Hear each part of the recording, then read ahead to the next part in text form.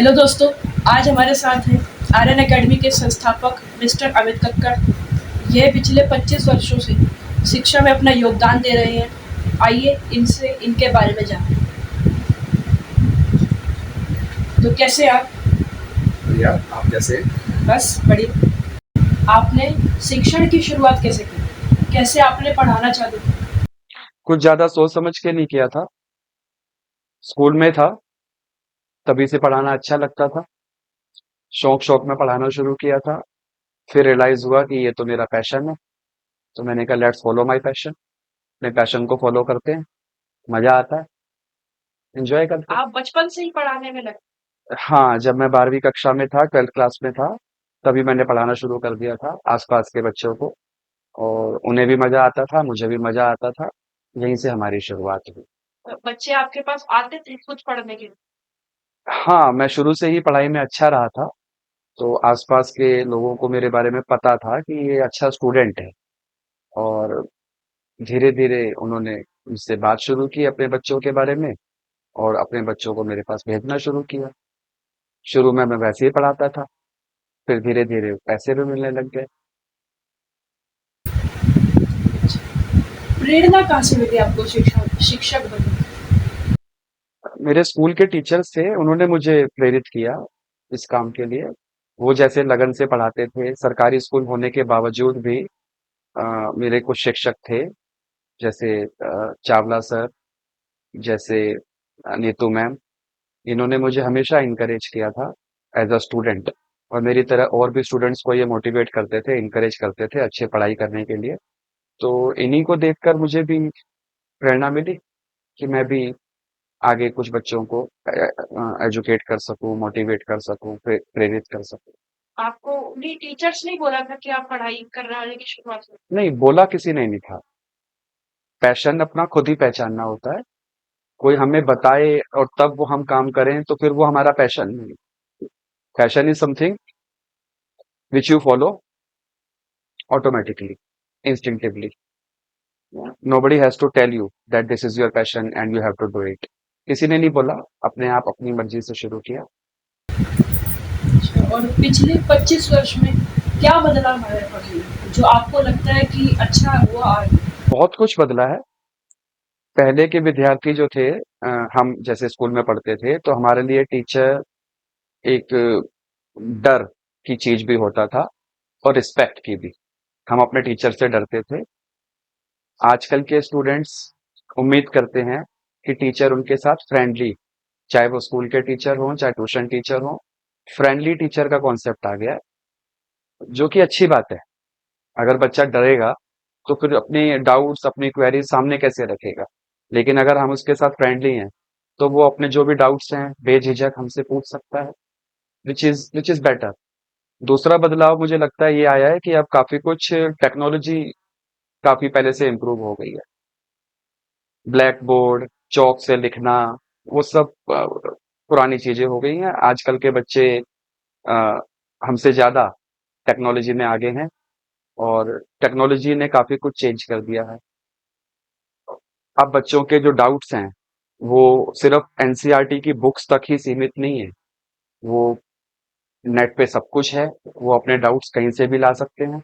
हमें भी उसके लिए प्रिपेयर होना पड़ता है। प्लस सबके पास फोन है, सबके पास इंटरनेट है, जानकारी है। बस उस जानकारी को अच्छे से बताना, इजी वे में बताना, ये इम्पोर्टेंट है। नॉलेज तो सबके पास है, इंफॉर्मेशन तो फ्रीली अवेलेबल है आजकल। उसको सही से बताना, सही से अ, समझाना, जिससे बच्चा उसको अच्छे से ग्रैप्स कर सके, अच्छे से समझ सके, ये ज्यादा महत्वपूर्ण। कौन-कौन सी ऐसी कक्षाएँ हैं जो आपको पढ़ाना सबसे अच्छा लगता है? सारी कक्षाएं अच्छी लगती हैं। जनरली हर कक्षा का अपना अपना मजा होता है। छोटे बच्चों को पढ़ाने का अपना एक थ्रिल होता है।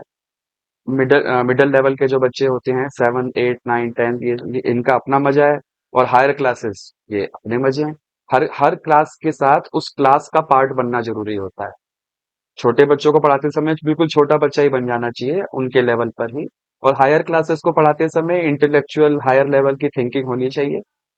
और सभी क्लासेस को पढ़ाने में मजा आता है। मुश्किल बच्चों को आप कैसे संभालते हैं? मुश्किल बच्चे कुछ नहीं होते, मुश्किल उनके सवाल होते हैं। कैसे जो सारे पढ़ाई में पीछे। हाँ, जो पढ़ाई में पीछे हैं, उन्हीं के लिए तो हम हैं। जिन्हें अगर सब कुछ आता हो, तो फिर उनको हमारी ज़रूरत ही नहीं है। तो मुश्किल बच्चे कुछ नहीं होते, जो पढ़ाई में पीछे हैं, जो स्लो लर्नर हैं या जिनको अभी तक कोई सही तरीका नहीं बताया गया है, उनको ही तो सही से समझाना हमारा चैलेंज है। होशियार बच्चों को, इंटेलिजेंट बच्चों को तो कोई भी पढ़ा सकता है। असली चैलेंज तो यही है कि जो जिन्हें आप मुश्किल बच्चे कह रहे हैं, उन्हें कैसे समझाया जाए, उन्हें कैसे क्लास का पार्ट बनाया जाए। इसके लिए हम इनकरेज करते हैं मुश्किल बच्चे जिनको आप कह रहे हैं, बैक बेंचर्स को, कि वो भी आगे आएं, अपने डाउट्स पूछें, अपना काम पूरा करें, टेस्ट दें, टेस्ट में अपने लेवल के हिसाब से जितना हो सके बेहतर करें। धीरे धीरे वो भी बाकी बच्चों के लेवल पर आ जाते हैं। कौन कौन से विषय पढ़ाए हैं आपने आज तक? बहुत सारे विषय पढ़ाए हैं, maths, science, English, economics, business studies, accounts, economics, SST, geography, history, सभी विषय पढ़ाने पड़ते हैं। ट्यूशन टीचर का कोई एक विषय आमतौर पर नहीं हो सकता, ट्यूशन टीचर को सारे ही विषय कराने होते हैं। बट मेरे फेवरेट सब्जेक्ट्स इन दिनों इंग्लिश और साइंस। क्यों? इंग्लिश मुझे शुरू से ही पसंद है, स्कूल लेवल से ही मुझे इंग्लिश हमेशा से ही बहुत अच्छे से समझ आती थी, समझानी आती थी। इंग्लिश एज अ लैंग्वेज मुझे कभी कोई प्रॉब्लम नहीं हुई। बचपन से ही मेरे टीचर्स ने शायद इतने अच्छे से ग्रामर में मुझे अच्छा सा बेस बना दिया कि मुझे कभी प्रॉब्लम नहीं हुई। साइंस से मैं स्कूल में डरता था, साइंस मुझे समझ नहीं आती थी स्कूल में। और जब मैंने पढ़ाना शुरू किया और उसके लिए अच्छे से एनसीईआरटी लेकर बैठा, चीजों को समझा, तो साइंस तो बिल्कुल अमेजिंग है। साइंस से बढ़िया तो कोई सब्जेक्ट ही नहीं है, ये बात समझ आई। हर चीज में साइंस है, हमारे उठने में, चलने में, बैठने में, सोचने में, कोई भी काम करने में साइंस का पूरा यूज है। तो साइंस तो हर जगह है। साइंस के जो सिद्धांत हैं, थ्योरम्स हैं, वो हर जगह लागू होते हैं, चाहे हमें उनके बारे में पता हो चाहे ना पता हो। फिजिक्स, केमिस्ट्री, बायोलॉजी, ये बहुत फैसिनेटिंग सब्जेक्ट्स हैं, बहुत बड़े सब्जेक्ट्स हैं। तो इसमें तो स्काई इज द लिमिट। जितना जितना सीखो उतना कम है, जितना जानो उतना कम है। क्लास को आप इंटरेस्टिंग कैसे बनाते हैं? क्लास को इंटरेस्टिंग बनाना नहीं पड़ता, क्लास इंटरेस्टिंग ही होती है अगर टीचर टीचर का इंटरेस्ट हो। जैसा मैंने कहा ना, पैशन पैशन जरूरी है। अगर कोई ये काम सिर्फ काम समझ के कर रहा है, तब तो उसे प्रॉब्लम हो सकती है, उसे सोचना पड़ेगा कि मैं क्लास को कैसे इंटरेस्टिंग बनाऊं। लेकिन अगर ये आपका पैशन है, अगर आपको इस पे मजा आता है, तो क्लास अपने आप ही इंटरेस्टिंग बनती है। हमारी क्लास में बच्चे एंजॉय करते हैं, हंसी मजाक भी करते हैं, पढ़ाई भी करते हैं, चीजों को समझते हैं, टेस्ट देते हैं। क्लास पूरी इंटरेस्टिंग रहती है। इंटरेस्टिंग बनाने का तो हमने कभी सोचा ही नहीं, इंटरेस्टिंग तो ऑटोमेटिक क्लास होती ही है। बोरिंग क्लास का तो कॉन्सेप्ट ही नहीं होता, बोरिंग क्लास कुछ नहीं होती, हर क्लास इंटरेस्टिंग होती है। टीचर का पैशन होना चाहिए। बच्चे तो बाय नेचर क्यूरियस ही होते हैं, बच्चों के तो क्यूरियोसिटी बहुत ज्यादा होती है। टीचर को डल नहीं होना चाहिए, टीचर का पैशन होना चाहिए। अगर टीचर इंटरेस्टेड है सब्जेक्ट में, तो क्लास बोरिंग हो ही नहीं सकती, हर क्लास इंटरेस्टिंग होती है। आप जैसा कि आपने कहा कि अब टेक्नोलॉजी का यूज़ बहुत बढ़ गया है, तो आप कैसे अपने ट्यूशन में टेक्नोलॉजी का यूज़ करते हैं? हमारे ट्यूशन में, हमारे सेंटर में हम बच्चों को बोर्ड पर प्रोजेक्टर का यूज करके चीजें समझाते हैं। समझाना अभी शुरू किया है हमने। इसके अलावा हम शुरू से ही गूगल का, नेट का, इंटरनेट का, इन सब का यूज कर रहे हैं। हमारे सेंटर में वाईफाई अवेलेबल है। कभी कोई डाउट हो जो हमें एनसीईआरटी से या कहीं हेल्प बुक से ना क्लियर हो पा रहा हो, तो उसको हम हाथों हाथ गूगल से उसको देख लेते हैं, चैट जीपीटी से हेल्प ले लेते हैं। इसमें कोई शर्म की बात नहीं है। चीजें लगातार अपडेट होती हैं दुनिया में, एजुकेशन की फील्ड में भी। तो अगर कोई चीज हमें नहीं पता या कोई चीज का बेटर एग्जांपल इंटरनेट पर है, तो हमें वहां से लेकर समझाने में कोई इशू नहीं है। टेक्नोलॉजी में अभी हमने प्रोजेक्टर स्मार्ट क्लास इंट्रोड्यूस की है, और होपफुली इसको आगे हम कंटिन्यू रखेंगे। पहला जो आपने पहली क्लास ली थी अपनी, उसका कैसा एक्सपीरियंस था? 25 साल हो गए, ज्यादा याद तो नहीं है पहली क्लास का, लेकिन अच्छा ही होगा, क्योंकि अगर एक्सपीरियंस खराब होता तो फिर शायद हम आगे कंटिन्यू ही नहीं करते। शुरू में अच्छा एक्सपीरियंस रहा, बच्चे खुश थे, बच्चे समझ पाए, बच्चे अच्छा परफॉर्म कर पाए, तभी हमने आगे कंटिन्यू करा और इतने साल से करा रहे हैं। अगर आप शिक्षक ना होते तो आप क्या होते? मैं शिक्षक ही होता। मैं शिक्षा शिक्षा के लिए ही बना हूँ। मेरा पैशन है, मुझे मजा आता है। अगर मैं शिक्षक ना होता तो मुझे सच में नहीं पता कि मैं क्या कर रहा होता। मुझे और कोई काम इतने अच्छे से नहीं आता। यही मेरा शौक है, यही मेरा पैशन। कोई ऐसा एक्सपीरियंस जो आपको याद हो कि हाँ, ये हुआ था एक बड़ी क्लास में और आज तक आपको याद है? वो नेगेटिव भी हो सकता है, पॉजिटिव भी हो सकता है। दोनों बता देता हूँ। नेगेटिव एक्सपीरियंस ये है कि पहले मैं क्लास में गुस्सा बहुत करता था। I used to get angry quite often. I was very short tempered. बहुत जल्दी गुस्सा कर जाता था। शायद एज फैक्टर भी था, मैं काफी यंग था, तो गुस्सा आ जाता था और गुस्से में कभी कभी मैं पिटाई भी कर देता था। इस वजह से थोड़ा सा नेगेटिविटी फैलती है क्लास में अगर बच्चों को पीटा जाए। तो ये एक नेगेटिव था मेरे अंदर जो अब नहीं है। अब मुझे जल्दी से गुस्सा नहीं आता। इनफैक्ट गुस्सा आता ही नहीं है। और पॉजिटिव तो बहुत सारे हैं।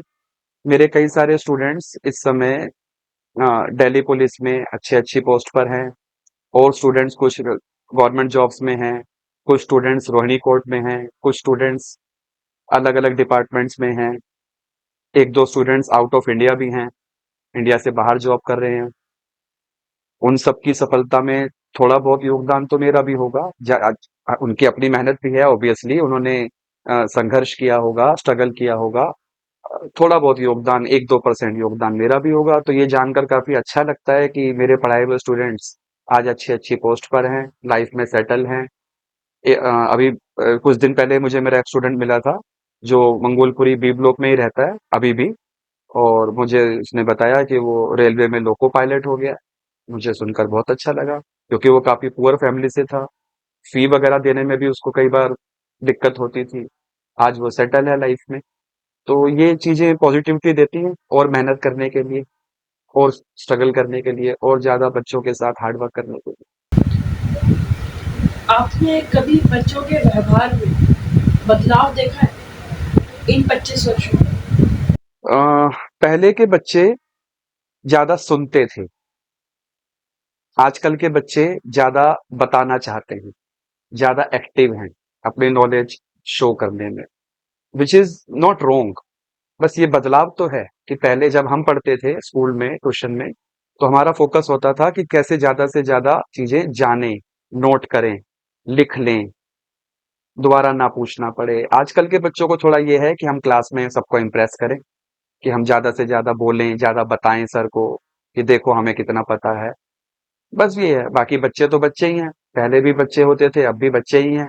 बस ये होता है कि आजकल सबके पास इंटरनेट है, आजकल सबके पास मोबाइल है।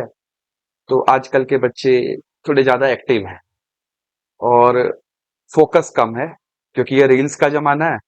तो जो फोकस है, लंबे समय तक एक चीज पर फोकस करने की एबिलिटी, वो सबकी कम हुई है, बच्चों की नहीं खाली, वो हमारे बड़ों की भी कम हुई है। मैं बचपन में एक किताब पूरी लेके बैठ सकता था, पढ़ सकता था फोकस्ड होकर। अब मुझसे भी ये नहीं होता। एक दो पेज से ज्यादा नहीं पढ़े जाते। तो ये खाली बच्चों को नहीं कह सकते हम कि बच्चों में ही बदलाव आया है, बड़ों में भी बदलाव आया है। आप अपने स्ट्रेस को कैसे मैनेज करते हैं? Stress is a part of my job. मेरे काम का हिस्सा है क्योंकि पूरा सेंटर मेरे ऊपर है, प्लस मेरी वाइफ रुचि कक्कड़ के ऊपर। तो स्ट्रेस तो हो ही जाता है। किस क्लास को क्या कराना है, कैसे कराना है, किसका टेस्ट लेना है, किस क्लास का कौन सा चैप्टर चल रहा है, उसमें क्या क्या समझाना है, कैसे समझाना है, किस क्लास की टाइमिंग कैसे रखनी है। स्ट्रेस हो जाता है, तो stress is a part of life. हाँ, ये है कि स्ट्रेस कम करने के लिए अ, जब मेरे पास फ्री टाइम होता है, खाली समय होता है, तो मैं कुछ म्यूजिक एंजॉय करता हूँ, फिजिकली एक्टिव रहने की कोशिश करता हूँ। बस इसी से इतना स्ट्रेस नहीं होता, दूर हो जाता डिसिप्लिन आप कैसे बना के रखती हैं क्लास में? है। डिसिप्लिन रहता है हमारी क्लास में। हालांकि मैं स्टूडेंट्स के साथ काफी फ्रेंडली रहता हूँ। लेकिन इसका मतलब ये नहीं है कि चलती क्लास में कोई इनडिसिप्लिन करता है। मेरे स्टूडेंट्स जानते हैं कि भैया जब पढ़ा रहे हैं, समझा रहे हैं, तो मजाक भैया करते हैं। आई मीन मैं करता हूँ, और उनको अपनी तरफ से डिसिप्लिन में रहना है। डिसिप्लिन अगर बच्चे नहीं रह पाएंगे चलती क्लास में तो फिर पढ़ाई हो ही नहीं सकती है। तो डिसिप्लिन तो रहता ही है। प्लस गुस्सा करने की जरूरत नहीं पड़ती टीचर को डिसिप्लिन मेंटेन करने के लिए। अ, आंखों का इशारा, आंखें ही काफी होती हैं, नजर ही काफी होती है। तो डिसिप्लिन रहता है हमारी क्लास में, डिसिप्लिन का कोई इशू कभी नहीं होता। आप खुद को अपडेट कैसे रखते हैं? अपडेट रखने के लिए आजकल कुछ खास करना नहीं पड़ता। फोन में सब कुछ है। दुनिया में क्या हो रहा है, एजुकेशन की फील्ड में क्या हो रहा है, बच्चों के सिलेबस में क्या चेंजेस आ रहे हैं, सब कुछ आजकल ऑनलाइन अवेलेबल है। हर क्लास का सिलेबस हमारे फोन में ही होता है। सीबीएसई की वेबसाइट से हम अपडेट होते रहते हैं। इस बार कौन से चैप्टर्स इंक्लूड हुए हैं, कौन से एक्सक्लूड हुए हैं, क्या ऐड हुआ है सिलेबस में, क्या हट गया है, कौन सी नई चीजें आ गई हैं, कौन सी चीजें हट गई हैं, कौन सी वर्कशीट सॉल्व करानी है, किस चैप्टर की ज्यादा वेटेज है, किस चैप्टर की कम वेटेज है।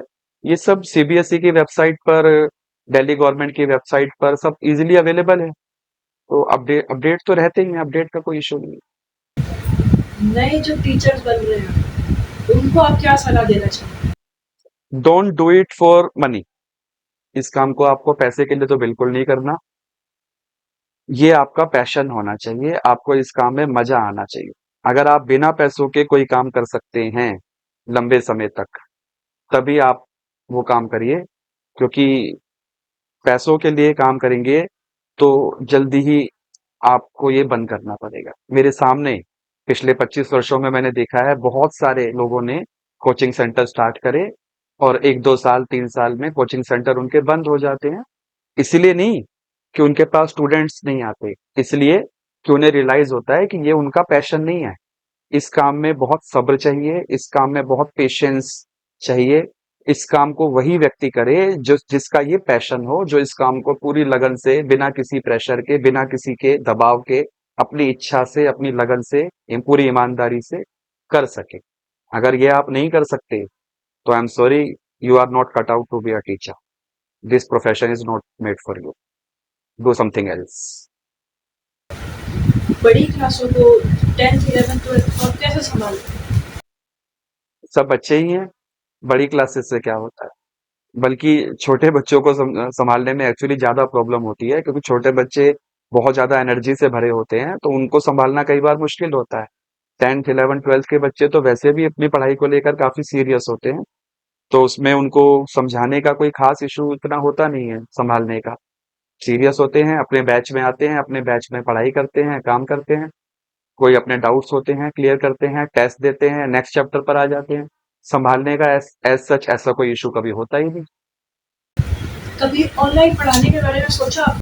हाँ, कोविड टाइम पर, जब कोविड का समय था, उस समय हमने ज़ूम क्लासेस पर कुछ क्लासेस ली थी, लेकिन उसमें बहुत ज़्यादा मज़ा नहीं आता। क्योंकि जो लाइव क्लास आमने-सामने पढ़ाने का जो मज़ा है, पैशन है, जो उसमें मज़ा आता है, वो मुझे ज़ूम क्लास में तो नहीं मज़ा आया। आई थिंक बच्चों को भी नहीं आया होगा। तो ऑनलाइन तो हम नहीं जा रहे। हमारा हमारा सेंटर मंगोलपुरी बी ब्लॉक में है अभी। 2 सेंटर है यहाँ पर हमारे, और ये ऑफलाइन ही रहेंगे होपफुली। और ऑनलाइन आई डोंट लाइक। ऐसी कौन सी चीज़ है जो आप चाहते हो कि बच्चों में हो पर अभी नहीं है? कई चीजें हैं। For example, focus. आजकल की युवा पीढ़ी में फोकस की बहुत कमी है, जैसा कि मैंने आपके पिछले प्रश्न के जवाब में भी बताया था। Students are not focused. Reels का जमाना है।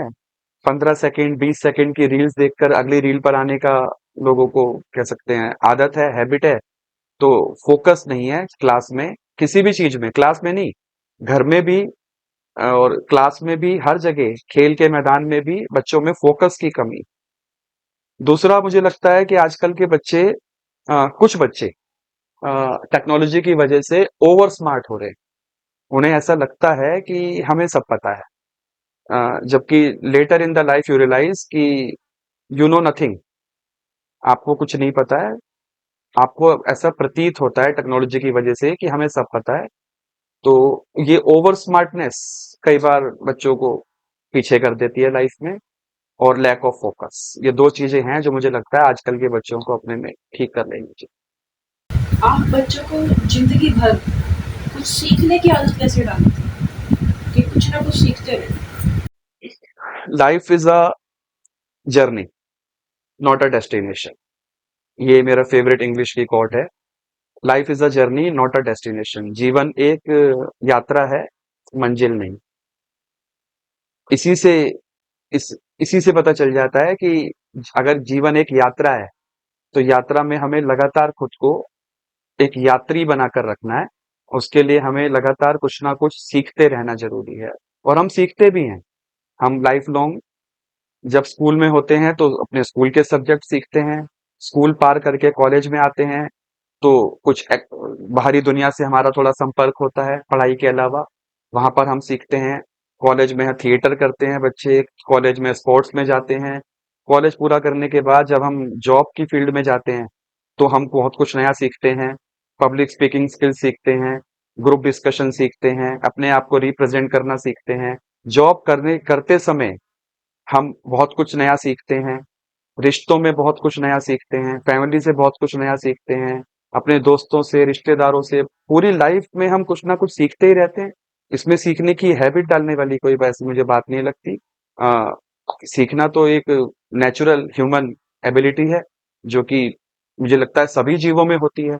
हर जीव, खाली इंसानों की बात क्यों करें, हर जीव अपने आसपास के माहौल से सीखता ही है, इनोवेट करता है खुद को, और खुद को अनुकूलित करता है, खुद को अपने माहौल के हिसाब से ढालता है।